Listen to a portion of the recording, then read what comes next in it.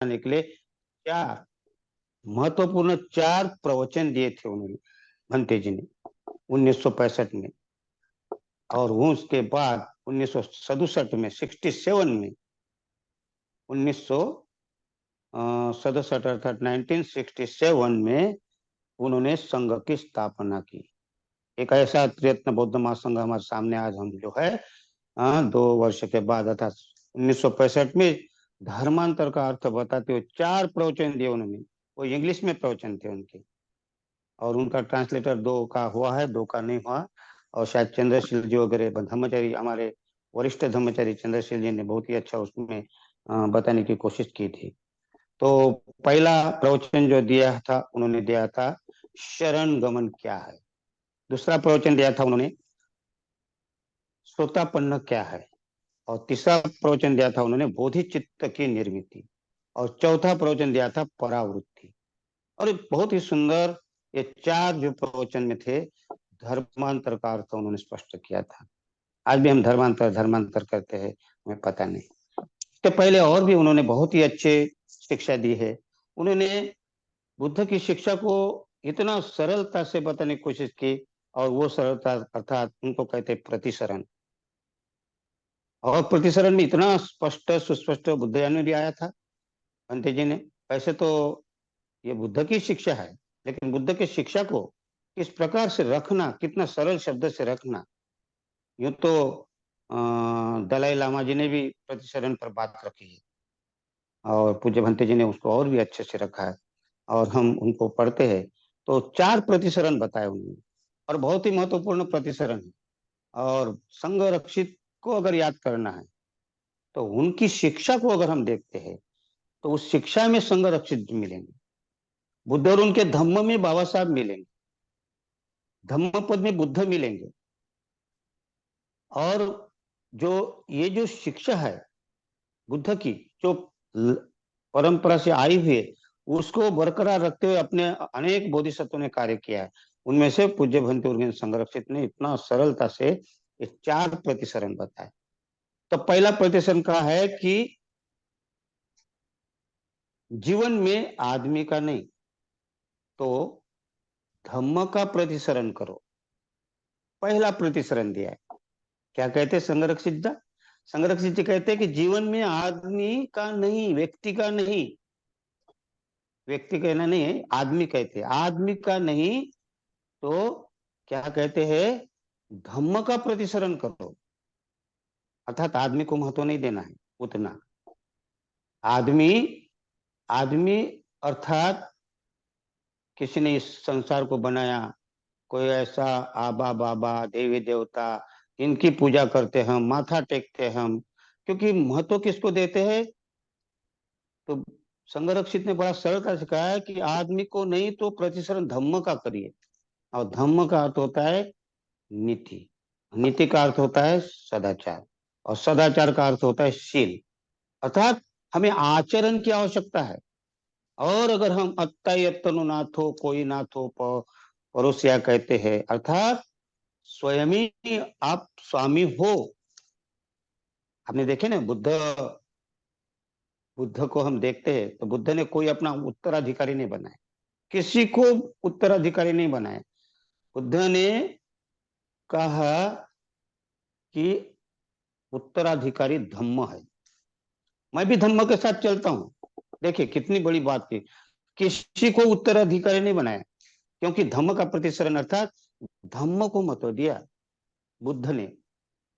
और इसलिए क्या कहते हैं यहाँ कि आदमी को महत्व नहीं दिया। आदमी को अगर महत्व दिया तो लोगों को गुलाम बनाने की प्रथा शुरू हो जाती है। वर्चस्व आता है कि मैं बड़ा हूं, I am a God of God, I am a God, I am a messenger of God, I am a son of God. ये क्या है? ये अपना गुलामी का दायित्व है ना, गुलामी पैदा करती है। और इसलिए बुद्ध के पास में देवदत्त भी कहा था कि हे भगवान आप बैठो आराम करिए, मैं मुझे आपका ये संघ चलाने के लिए मुझे आप पूरा नेतृत्व दीजिए, मैं करूंगा, आप आराम करिए। नहीं, बुद्ध ने नहीं दिया। बोले तुम क्या, सारी पुत्र को मोहम्मद बड़े बड़े लोग थे, अरहत थे, विद्वान थे, लेकिन किसी को बुद्ध ने नहीं दिया। तो बुद्ध ने क्या किया? बुद्ध ने धम्म को सर्वस्व कहा है। तो पहला जो प्रतिसरण का है कि आदमी को नहीं तो धम्म का प्रतिसरण करो जीवन में, आदमी का नहीं तो धम्म, धम्म को महत्व देना है। और इसीलिए तो हम धम्म माने क्या सीख रहे हैं। तो धम्म एक छोटा नहीं है, बहुत बड़ा है। इतनी शिक्षा है धम्म में, इस सागर के समान, महासागर में जितना कहते हैं ना उतना महासागर धम्म के बारे में हम देखते हैं, जितना जितना समझेंगे उतना उतना गहरा है, बहुत ही सुंदर। क्योंकि उसको उपमा भी दी है सागर की भी। दूसरा प्रतिसरण क्या कहा है धम्म में? बहुत ही सुंदर है, 4 प्रतिसरण जो दिए हैं, और ये हमारे जीवन के लिए कितने कितने महत्वपूर्ण है। और ये शिक्षा को अगर हम लागू करते हैं, अपनाते हैं, तो वहां हमें संरक्षित जी दिखेंगे। संरक्षित का जन्म कब हुआ, कहाँ हुआ, ये महत्वपूर्ण नहीं। संरक्षित ने क्या दिया? जैसे कि कल संरक्षित ने क्या दिया? 4 जो बातें बताई कल। हाँ, गोल्डन नेट, क्या कहते हैं, गोल्डन नेट, सुवर्ण जाल, लोटस, लोटस के बाद में और उसके बाद में गोल्डन नेट के बाद में शेफर्ड डांस, धनगरों का नृत्य। और उसके बाद रेगिस्तान में बगीचा निर्माण करना, कितनी बड़ी बात कही है। बहुत सुंदर। तो ऐसी उसमें देख सकते हैं हम संरक्षिता को, शिक्षा में देख सकते हैं। तो आज ही ये जो प्रतिसरण के बारे में संरक्षित कहते हैं, तो क्या कहते हैं? धम्म में शब्दों का नहीं, अर्थ का प्रतिसरण करो। क्या कहते हैं? धम्म में शब्दों का नहीं, अर्थों का, अर्थ होना चाहिए। यहाँ तो अर्थ का अनर्थ कर दिया बहुत सारे लोगों ने। शब्द बड़े बहुत महत्वपूर्ण होते। बहुत सारे शब्द ऐसे हैं कि अगर देखे, बुद्ध ने किसी भाषा को भी ऐसा महत्व नहीं दिया। जिस भाषा में है उस भाषा में धम्म बताइए, जिस भाषा में जहां है, जिस लैंग्वेज वहां बताए। उन्होंने भाषा को भी ज्यादा महत्व नहीं दिया। उन्होंने कहा कि लोगों तक धम्म पहुंचना चाहिए, कौन जिस भाषा में हो वो भाषा में। हाँ, तो यहाँ क्या कहते हैं? शब्दों का नहीं, शब्द ही तो गड़बड़ करते हैं। आज अगर हम देखेंगे तो बुद्ध के जो शब्द थे आज उसका अपभ्रंश कर दिया गया। जैसे कि हम शरण कहते हैं, शरण, शरण अगर कहा तो कोई मर जाता है तो उसका शरण रखते हैं। हाँ, चिता, चिता ये शब्द, चिता कितना महत्वपूर्ण शब्द था। चिता माने होता है चिंतनमय प्रज्ञा, उसको चित्तामय प्रज्ञा कहा गया। लेकिन उस चित्ता का अर्थ अपभ्रंश करके लोगों ने, आलोचकों ने उसको क्या कर दिया? शरण रचना ने, जो मरता है आदमी उसकी चिता, चिता का नाम दे दिया और इस चिंतन का चिता कर दिया। तो कितना शब्द से, तो इसलिए बुद्ध और ये प्रतिसरण क्या कहते हैं कि शब्दों का नहीं, धम्म में शब्दों का नहीं, तो किसका प्रतिसरण करना चाहिए? अर्थ का। चित्ता का अर्थ क्या होता है? चिंतनमय प्रज्ञा। 3 प्रकार में, एक श्रुतमय प्रज्ञा, पाली में चित्तामय प्रज्ञा कहते हैं। और उस चित्तामय प्रज्ञा को भुलाने के लिए आलोचकों ने चिता अर्थात मरे हुए आदमी को चिता में रखो, कितना अपभ्रंश करके रखे शब्द। शरण, शरण रचना, कोई मरता है तो उसके लकड़ियां उसको जलाने के लिए रखते हैं, प्रेत को, लाश को, तो उसको शरण शब्द, क्योंकि बुद्धं शरणं शब्द है। शरण का अर्थ क्या होता है? प्रतिज्ञा करना, समर्पित होना, प्रतिज्ञा करना। लेकिन यहाँ अर्थ क्या कर दिया? शरण रचो, मुंडन करो। तो ऐसे शब्द, मुंडन किस कब करते थे? कि बुद्ध धर्म में जो प्रवचित होता था उसका मुंडन किया जाता था। लेकिन उसको इतना मुंडन शब्दों को भ्रमित करके रखा आज कि मरने के बाद कोई मरता तो उसके नाम से मुंडन कराते। अर्थात बुद्ध धर्म को कितना आलोचकों ने कोशिश की बदनाम करने की, शब्दों को कितना दूर लेकर गए। तो हमें सावधान रहना पड़ेगा शब्दों का, नहीं अर्थ देखना चाहिए। कभी कभी तो आपको मुझे बड़ा ताजुब होता है कि आपको भी, आपने भी सुना होगा कि ये जो शब्द है भगवान, भगवान तो इतना इतना दूर तक ले गया कि भगवान आज अगर बोले तो हमारे कुछ लोग, हमारे जो जो बौद्ध कहते हैं हम तथाकथित, उन्हें भी डाउट होता है कि भगवान वो हमारा भगवान नहीं, भगवान वो है, दूसरा है भगवान। उनको क्योंकि उसका अर्थ ही मालूम नहीं, भगवान का अर्थ। तो आजकल अगर भगवान कहा तो गांव में देहात में आज पढ़े लिखे लोगों भी में एक अपभ्रंश है, भ्रम है कि भगवान माने ईश्वर। हाँ, तो इसीलिए हमें कितना मतलब भगवान शब्दों को हमें कितना समझाते समझाते लोगों को भगवान का अर्थ ऐसा होता है। बुद्ध धर्म में जो है पहली बार भगवान शब्द एक तो जैन धर्म में आता है और बुद्ध धर्म में आता है। और भगवान का अर्थ होता है, क्या होता है, लेकिन भगवान का अर्थ ऐसा गलत करके रखा, तो इसलिए यहाँ कहते हैं कि धम्म में शब्दों का नहीं, अर्थ का प्रतिसरण करो। तो इसलिए हमें अर्थ के तरफ जाना पड़ेगा, अर्थ समझना पड़ेगा। और जब तक हम अर्थ नहीं समझेंगे तो शब्द भगवान माने भग माने भग्न, नष्ट करना, भग्न करना, छिन्न भिन्न करना, और वान माने तृष्णा, इच्छा, वासना, लोभ, लालच, लोलुपता, आकर्षण, राग, आसक्ति, इसका नाम है वान। तो जिसने अपने वान को, जिसने अपने तृष्णा को नष्ट कर दिया, उसको भगवान कहते हैं। तो इस अर्थ से लेना है हमें, शब्दों पर मत, शब्द अरे ये शब्द बेकार है, ये शब्द हमारा नहीं, ये हमारा नहीं, ये उसका है, इसका है, ऐसा नहीं है। हमें उसको समझना पड़ेगा। और ऐसा ही एक शब्द है निर्वाण। और हमारा क्या चल रहा था, हमने धम्म माने क्या है, तो हमने इसके ऊपर चर्चा की थी शुरू। तो इसमें हमने पिछले बार तृष्णा का त्याग करना माने धम्म है, यहां तक गए थे। और मैंने कहा था कि अगले बार पहले तृष्णा को लेंगे, उसके बाद में हम निर्वाण लेंगे। क्यों? क्योंकि तृष्णा ये अगर समझ में आ जाती तो निर्वाण की तरफ हम बढ़ने के लिए आसान हो जाता है। और इसलिए निर्वाण को प्राप्त करना ये धम्म है। अब ये निर्वाण के बारे में बहुत गलत फहमियां है लोगों में। बाबा साहब ने तो लिख ही दिया, 4 प्रकार के निर्वाण बताए। हाँ, वो बताते उसमें क्या है, उन्होंने बताया लौकिक है निर्वाण, है ना, ब्राह्मणी निर्वाण है, उपनिषदिक है, उपनिषद, हाँ ये सब बताया उन्होंने। और यौगिक निर्वाण है, तो इसके ऊपर मुझे नहीं जाना है। हमें अभी अपने समाज में, अपने बौद्ध लोगों में एक गलत फहमी पड़ी, निर्वाण माने क्या।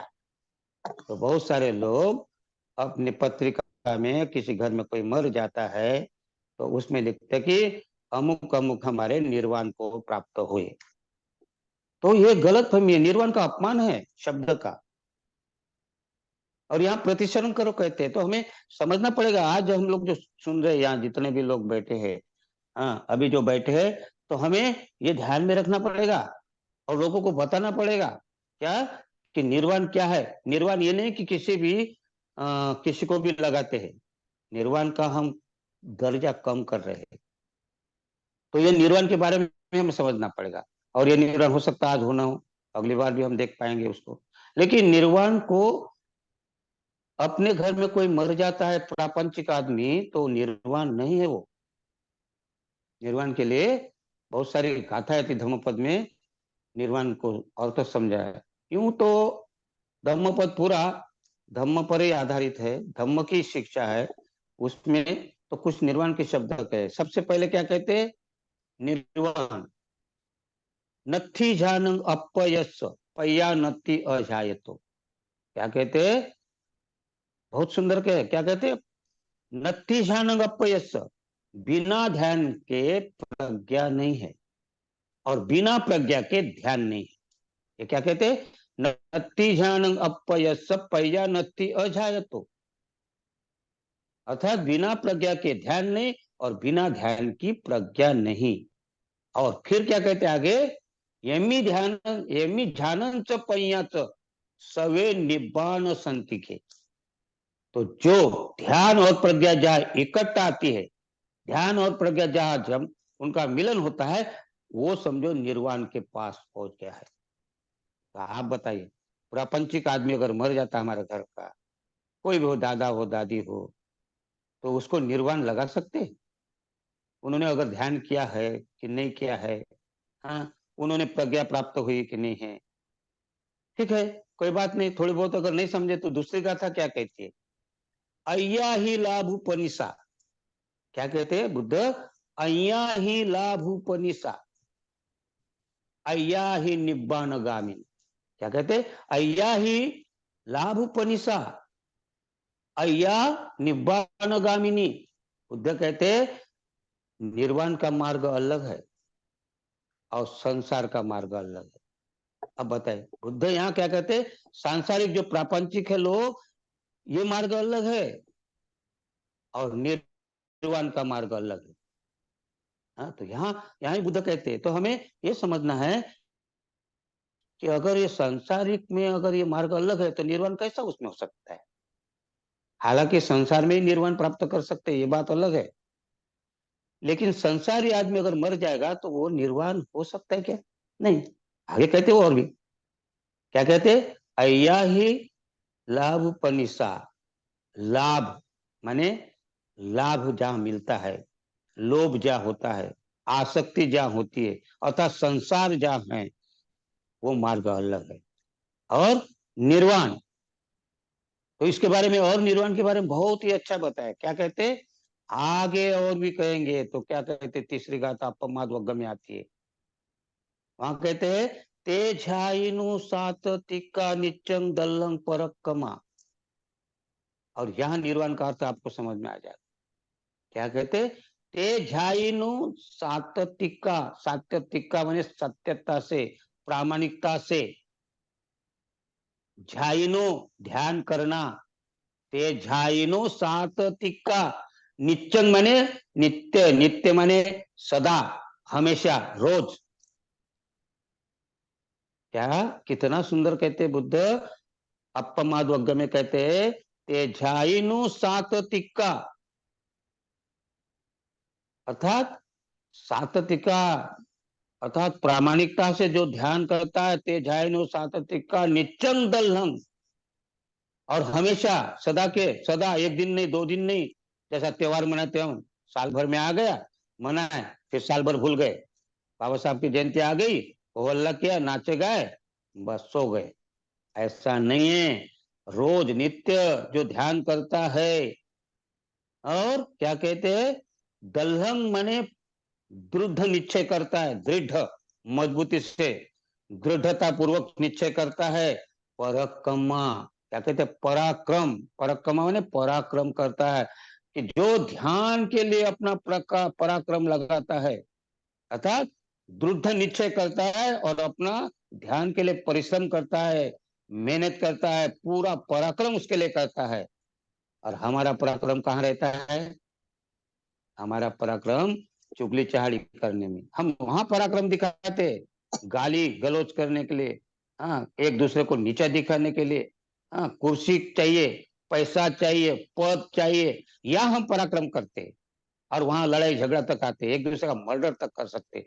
तो पराक्रम हम यहाँ दिखाते, घर घर में, हमारे घर में पराक्रम दिखाते, पति पत्नी के ऊपर और पत्नी पति के ऊपर पराक्रम करते कि मेरी बात मान। लेकिन ध्यान के लिए पराक्रम करना चाहिए, ये भूल जाते। रोज ध्यान करना है, नित्य सत्य, क्या कहते हैं, रोज ध्यान करना सत्यता से, प्रामाणिकता से। तब क्या कहते हैं, अगर आप प्रामाणिकता से रोज ध्यान करेंगे, नित्य नियमित नियमित ध्यान करते हैं, उसके लिए अपनी शक्ति लगाते हैं, पराक्रम करते हैं, तो फुस्संति धीरा निब्बाणं योग क्षेमं अनुत्तरं। बहुत महत्वपूर्ण बातें बताई इसमें। निर्वाण के लिए क्या कहते हैं यहाँ, कि योग क्षेमं अनुत्तरं, चार बातें बताई। क्या? फुस्संति धीरा निब्बाणं। धीरा अने धीर माने शांत, और शांत उसको कहते हैं कि जिसने अपने इंद्रियों को शांत कर दिया, नियंत्रित कर दिया, प्रशिक्षित कर दिया, उसको शांत कहते हैं, उसको धीर पुरुष कहते हैं। क्या कहते हैं? फुस्संती धीरा। फुस्संती का तो फुस्स, फुस्स माने स्पर्श करना, और स्पर्श करना माने प्राप्त करना। तो फुस्संती का तो प्राप्त करना। तो क्या प्राप्त करना? शांति प्राप्त करना। क्या कहते हैं? फुस्संती धीरा, अर्थात जिसने अपने इंद्रियों को शांत कर दिया है। और फिर कहते हैं निब्बाण, और उसके बाद निब्बाण के बाद वो कहते हैं योग क्षेम और अनुत्तरं। अनुत्तर का अर्थ जिसका कोई उत्तर नहीं, लाजवाब, जिसको हम कहते हैं सबसे श्रेष्ठ, अनुत्तर का अर्थ क्या होता है? सबसे श्रेष्ठ, उसके ऊपर कोई श्रेष्ठ नहीं। अनुत्तर, अनुत्तरो पुरुषोत्तम सारथी, अभी अभी हमने कहा है यहाँ। अर्थात अनुत्तर ये बहुत ही बड़ा शब्द है, बुद्ध को लगाया जाता है शब्द, यानी परम श्रेष्ठ। कौन परम श्रेष्ठ होता है? कि शांति, क्या कहते हैं? धीरा निब्बाण। और निब्बाण का अर्थ होता है अब यहाँ कि जिसने अपने तृष्णा को नष्ट कर दिया। तीन प्रकार की तृष्णा, काम तृष्णा, भव तृष्णा और विभव तृष्णा। जिन्होंने ये तीन तृष्णा पर मात कर दिए और उसके ऊपर विजय प्राप्त किया, तृष्णा रहित हो गया और राग द्वेष और मोह रहित हो गया, उसको कहते निर्वाण। तो जिसमें राग नहीं, जिसमें द्वेष नहीं।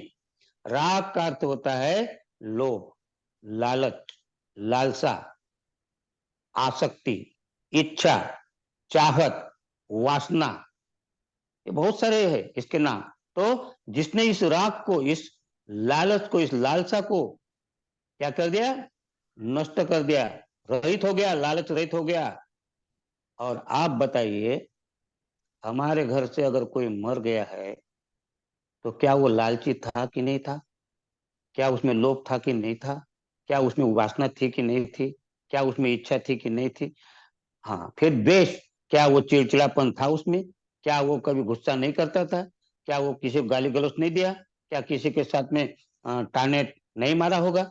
अगर ये सब बातें है तो वो निर्वाण हो सकता है क्या? लेकिन हम लोग इस निर्वाण के शब्द को क्या कर दिया? बर्बाद कर देते हैं। इसलिए आपका कहना है, आप अगर सुन रहे हैं, आपको भी लोगों को बताना है निर्वाण मत लिखना, क्योंकि निर्वाण उसी को शब्द लगता है जो राग देश मोह रहित होता है। निर्वाण उसी को लगता है कि जो काम तृष्णा, भव तृष्णा, विभव तृष्णा रहित हो जाता है। और उसके बाद में और कहा निर्वाण के लिए, क्या कहते हैं? योगक्षेमं। योगक्षेम, एक से एक शब्द है इसमें, चार शब्द दिए, धीरा, निब्बाण, योगक्षेमं, अनुत्तरम। ये चार शब्द बड़े महत्वपूर्ण, और तभी तो निर्वाण समझ में आएगा। तो योगक्षेम का अर्थ होता है जिसने अपने चार आश्रव को नष्ट कर दिया।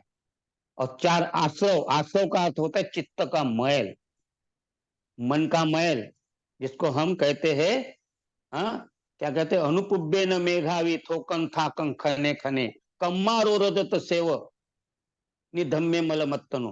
कम्मार मने सोनार, थोकन थाकन धीरे धीरे थोके मार मार के, हाँ, सोने के ऊपर धीरे धीरे हथौड़े की चोट मारते मारते मारते मारते गर्म करता है, चोटे मारता है और उसको कुंदन बना देता है, प्योर सोना बना देता है। इसी प्रकार मन के ऊपर जो मल बैठा है, कचरा बैठा है, जो दिखाई नहीं देता है, तो उसको धीरे धीरे अपना एक एक एक एक एक एक चित्त का मैल को दूर करता है और प्योर बनाता है सोने की तरह। तो ये जो मल है, ये चार प्रकार के मल हमारे मन के ऊपर बैठे हुए। और इसलिए यहाँ योगक्षेमं का अर्थ होता है जिसने ये चार आश्रयों को नष्ट कर दिया, वो निर्वाण है। अर्थात निर्वाण माने, अब हमें धीरे धीरे समझ में आ गया होगा, है ना? और इसीलिए बुद्ध कहते हैं, क्या कहते हैं? फुस्संती, फुस्संती स्पर्श करना है तो प्राप्त करना। फुस्संती धीरा निब्बाणं योग क्षेमं अनुत्तरं। तो जिसने अपने आप को शुद्ध कर दिया, राग द्वेष मोह रहित कर दिया, वो निर्वाण है। तो निर्वाण मामूली शब्द नहीं है। हाँ, निर्वाण हमें प्राप्त करने के लिए समय लग सकता है, हम नहीं कर सकते, लेकिन कम से कम उस शब्दों का हमें अर्थ मालूम होना चाहिए, क्योंकि लोग अनर्थ कर देते, बड़े बड़े शब्दों को अनर्थ कर दिया है। इसलिए लोग किसी को भी निर्वाण लिखते हैं और फिर परिनिर्वाण भी लिखते हैं, और फिर परिनिर्वाण के बाद में महापरिनिर्वाण भी लिखते हैं। ये निर्वाण, परिनिर्वाण और महापरिनिर्वाण कौन सा शब्द कहाँ लगाना, ये भी हमें मालूम नहीं रहता। और इसीलिए ध्यान में रखिए, अभी आप ध्यान से सुनिए और इसको अपने अंतर मन में उसको रख लीजिए। क्योंकि निर्वाण वो आदमी होता है कि जो राग देश मोह इसी जन्म में, अर्थात जीवित रहते हुए निर्वाण प्राप्त करता है। ऐसे आदमी की जब मृत्यु होती है उसको परिनिर्वाण कहा जाता है। ये ध्यान में रखना। परिनिर्वाण का अर्थ क्या होता है? जिस निर्वाण का अर्थ क्या हो गया अभी? निर्दोष जीवन, बुझा हुआ बोलते ना, दिया। निर्दोष मतलब कोई प्रकार का दोष नहीं रहा, राग नहीं रहा, द्वेष नहीं रहा, मोह नहीं रहा। और इसी जीवन में, जिसने भी इस जीवन, जैसे सारिपुत्र ने अपने जीवन में निर्वाण प्राप्त किया था, मतलब राग द्वेष मोह रहित हो गया था, मुदगलयन हो गए थे, महाकाश्यप हो गए थे, पटाचारा हो गई थी, किसा गौतमी हुई थी, और धम्मदीना हुई थी, उत्पल वर्णा हुई थी, और इधर अंगुलिमाल हुआ था। ऐसे कितने सारे हम नाम बता सकते हैं कि वो जीते जी उन्होंने निर्वाण प्राप्त किया। लेकिन इनका जब मरण होता है, तब निर्वाण प्राप्त जिन्होंने जीते जी किया, ऐसे व्यक्ति का निर्वाण होता है, तो उसको परिनिर्वाण शब्द लगाते हैं। ध्यान रखना, परिनिर्वाण शब्द माने क्या है? कोई मरने के साथ में होता है, जिन्होंने निर्वाण प्राप्त किया तभी परिनिर्वाण होता है उसका। और महापरिनिर्वाण खाली खाली सम्यक संबुद्ध को ही लगाया जा सकता है। सम्यक संबुद्ध का अर्थ होता है कि जिन्होंने स्वयं खोज लिया और खोजने के बाद में वो बताते हैं, उसको सम्यक संबुद्ध कहते हैं। और अरहत उसको कहते हैं, किसको कहते हैं अरहत? उसको कि बुद्ध की शिक्षा, सम्यक संबुद्ध ने जो उपदेश दिया, उनकी शिक्षा से जो अरहत हो गए, निर्वाण हो गए, उनको कहते हैं अरहत या श्रावक बुद्ध कहते हैं। हाँ, तो इन्होंने क्या किया? निर्वाण बुद्ध की शिक्षा से प्राप्त किया। अर्थात ये हम भी जो मैं बता रहा हूं, ये बुद्ध की शिक्षा बता रहे, और हम भी अगर निर्वाण होंगे तो हम महापरिनिर्वाण नहीं होंगे।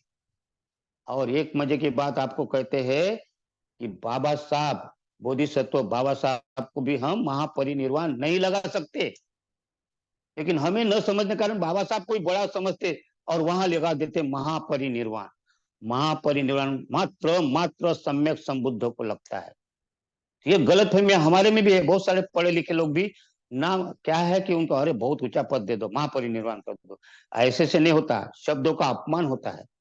महापरिनिर्वाण शब्द का अपमान होता है। वो खाली सम्यक संबुद्ध को ही लगा सकते हैं, वो प्रत्येक बुद्ध को भी नहीं लगा सकते, और अरहत को भी नहीं लगा सकते, श्रावक बुद्ध को भी नहीं लगा सकते। श्रावक बुद्ध को परिनिर्वाण लगा सकते, अरहतों को परिनिर्वाण लगा सकते।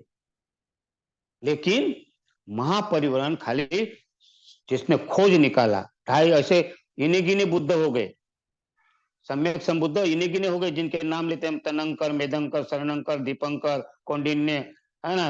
ये जो नाम बताए हम लोग, ये 28 बुद्ध जो कहते हैं, इन बुद्धों, ये सम्यक संबुद्ध है, तो इनको हम महापरिनिर्वाण लगाते हैं।